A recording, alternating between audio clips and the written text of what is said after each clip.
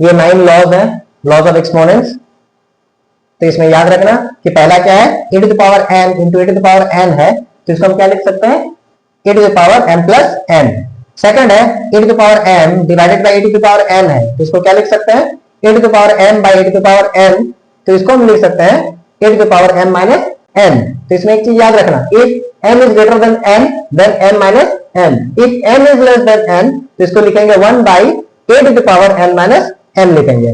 Third है if e to the power m to the power n है, तो इस केसेस में क्या होता है, दोनों का पावर मल्टीप्लाई हो जाता है, तो कितना हो जाएगा, a to the power m into n हो जाएगा। फोर्थ है a by b to the power m है, तो इसको हम क्या लिख सकते हैं, a to the power m by b to the power m लिख सकते हैं। ठीक है। फिफ्थ है कि a to the power minus n है, तो उसको हम लिख सकते हैं 1 by a to the power n लिख सकते हैं।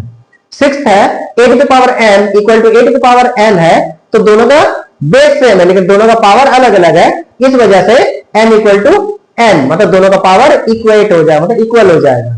सेवेंथ है a to the power m equal to b to the power n, इस केसेस में क्या है, दोनों का बेस अलग अलग है लेकिन दोनों का पावर सेम है, इस वजह से दोनों का बेस इक्वल हो जाता है, that mean a equal to b हो जाएगा।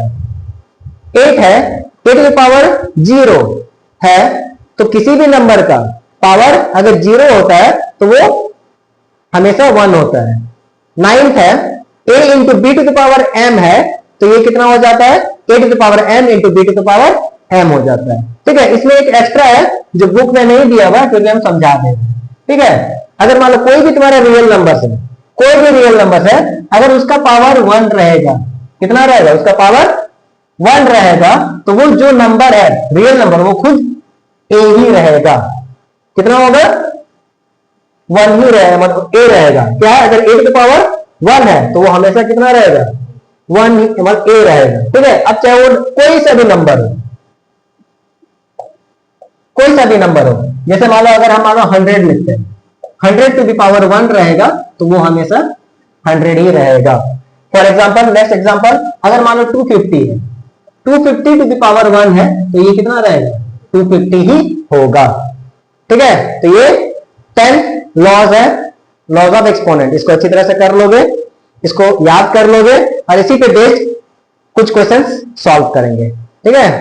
तो ये 9 लॉज, 10th लॉज याद रखना।